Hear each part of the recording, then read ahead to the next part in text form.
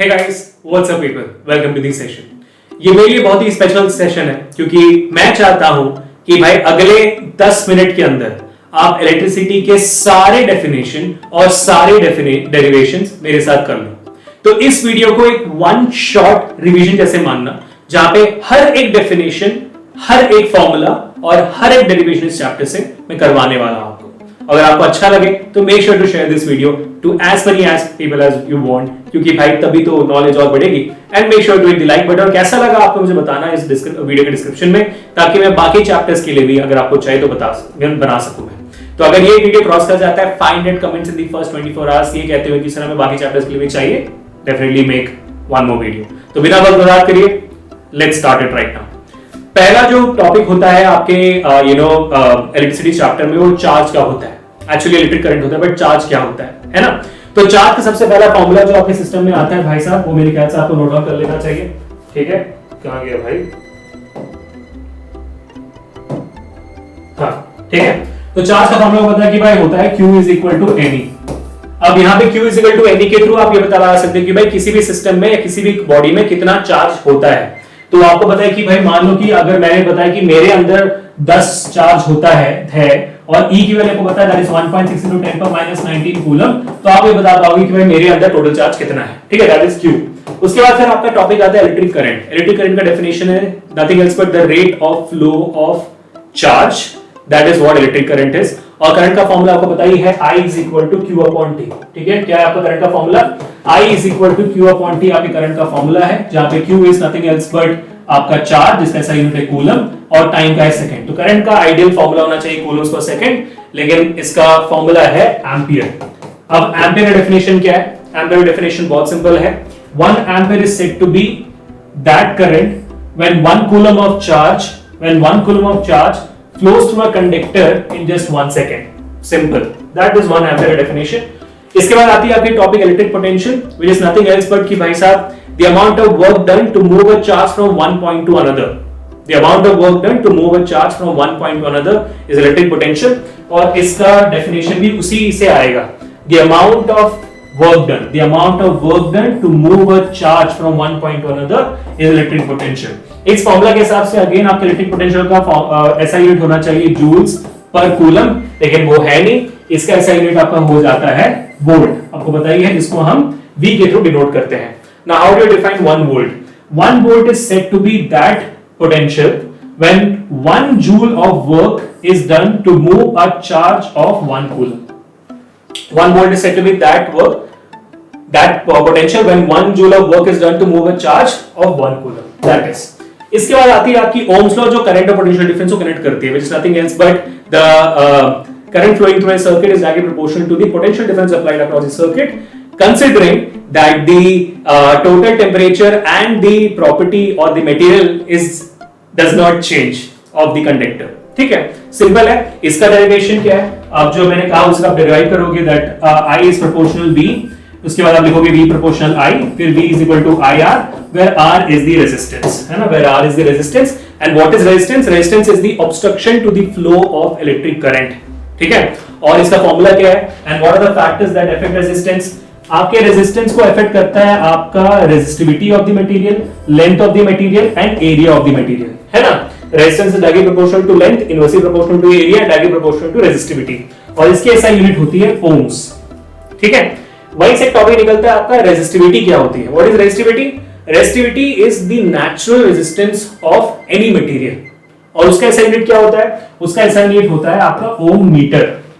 ठीक है, वो भी डेरिवेशन आपका सिंपल है, जैसे अब यहां से आप निकाल सकते हो, rho is equal to R A upon L, जहां पे आर आपका ओम हो गया, एरिया इज मीटर स्क्वायर, और लेंथ आपका मीटर हो गया, तो मीटर और स्क्वायर कट गया, ओम मीटर बचता है। That is it, basically very simple. इसके बाद फिर आपका टॉपिक आता है सीरीज रेजिस्टेंस और पैरेलल रेजिस्टेंस। इनका डेरिवेशन है, वो मैं आपको अभी करवा देता हूं, लेकिन उसके पहले मैं डेफिनेशन खत्म कर देता हूं। ठीक है, सीरीज एंड पैरेलल कोई डेफिनेशन नहीं है। सीरीज क्या होती है? When the resistors connected in series one after the other, that's a series connection. When the resistors are connected parallel to each other, they are parallel connection. उसके बाद फिर आपका टॉपिक आता है nothing else but what is the heat of a circuit or Joule's law of heating. Joule's law of heating states very simply कि भाई साहब the heat energy produced in a circuit is directly proportional to the square of the current. directly proportional to the resistance of the conductor and the time the current flows through the conductor. That is H is equal to I square RT becomes the Joule's law of heating.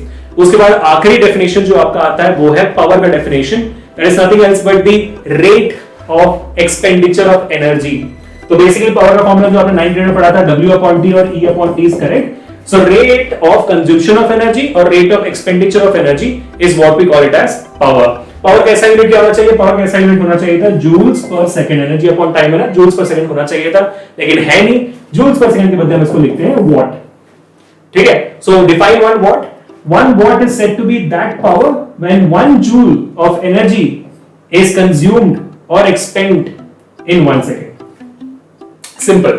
तो जैसे भी मैं आपको बताया हुआ वैसे आप कर सकते हो बहुत इजीली। ठीक है बेटा, तो इसके बाद हम आगे बढ़ते हैं। डेरिवेशन जो बच गए उसको करवा लेता हूं मैं। करंट का मैंने कर लिया, रेजिस्टेंस का मैंने कर लिया, पोटेंशियल डिफरेंस का कर लिया, ओम्स लॉ का कर लिया है। रेजिस्टेंस सीरीज का मैं आपको करवा देता हूं जल्दी से। ठीक है, रेजिस्टेंस सीरीज बहुत सिंपल है। आपके मान लो 3 रेजिस्टर्स एक के बाद कनेक्टेड है, R1 R2 और R3 एक के बाद कनेक्टेड है। ठीक है, तो आपको पता है कि भाई रेजिस्टेंस क्या होता है, रेजिस्टेंस के सीन में क्या होता है, आपका सीरीज कनेक्शन में करंट सेम होता है, वोल्टेज डिफरेंशिएट करता है। तो मान लो वोल्टेज इसके अक्रॉस V1 है, इसके अक्रॉस V2 है और इसके अक्रॉस V3 है, और V1 plus V2 plus V3 जो है टोटल वोल्टेज से इक्वल होता है। ठीक है, जितनी बैटरी में वोल्टेज उतनी यहां पे बटेगी ना भाई, उससे ज्यादा थोड़ी होगा, उससे कम कैसे होगा। ठीक है, तो इसमें हम सब जगह ओम्स लॉ डाल देते हैं। सो V के बदले IR आएगा, V1 के बदले I1 R1, V2 के बदले I2 R2 और V3 के बदले आपने लिख दिया I3 R3। ठीक है, अब सीरीज कनेक्शन में क्योंकि भाई एक ही लाइन है, एक ही वायर है, करंट भी सब में सेम ही बहेगा। ठीक है, तो करंट मान लो सब सेम है, करंट इज सेम अक्रॉस, तो सारे आइस कट जाएंगे और आपको मिलेगा series resistance is equal to R1 plus R2 plus R3, आपके सीरीज कनेक्शन का फॉर्मूला। वैसे पैरेलल में भी निकाल देते हैं। पैरेलल के केस में क्या होता है, आपके जो रेजिस्टेंसेस होते हैं वो पैरेलली कनेक्टेड होते हैं, है ना, ऐसे कनेक्टेड होते हैं पैरेलल। तो यहाँ पे आपका सीन क्या होता है, यहाँ पे आपका वोल्टेज कांस्टेंट होता है, करंट कांस्टेंट नहीं होता, ये आपको लिखना है। ठीक है, तो ये हो गया आपका R1, ये आपका हो गया R2, ये आपको हो गया R3।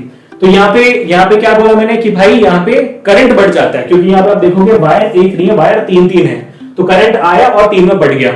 I1 ऊपर गया, I2 यहाँ गया, I3 आ गया, लेकिन भाई वो सारे मिलकर टोटल करंट ही बनेगा ना, टोटल करंट से ना ज्यादा होगा ना कम होगा। तो मैं क्या लिखूंगा, मैं लिखूंगा I1 plus I2 plus I3 is equal to I। Simple है।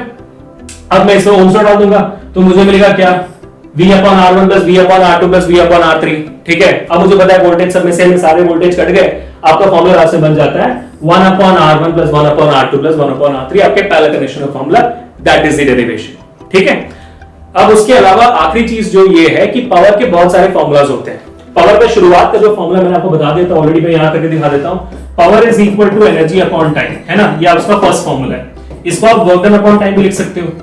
ठीक है, बिल्कुल सही। अब वर्क डन हमने ऑलरेडी पढ़ा हुआ है, कहां पे, इलेक्ट्रिक पोटेंशियल में। Work done is equal to potential difference into charge हो जाएगा, तो W के बदले में लिख सकता हूं VQ, तो V into Q upon T बन जाता है आपका सेकंड फॉर्मूला पावर का। सही है। तीसरा फॉर्मूला हो जाता है आपका Q अपॉन T, आपको पता है I होती है, so P is equal to VI बन जाता है। अब V के बदले में ओम्स लॉ डाल सकता हूं, तो P is equal to ohm's law होता है IR, तो I यहां पे ऑलरेडी है, तो I स्क्वायर R बन गया।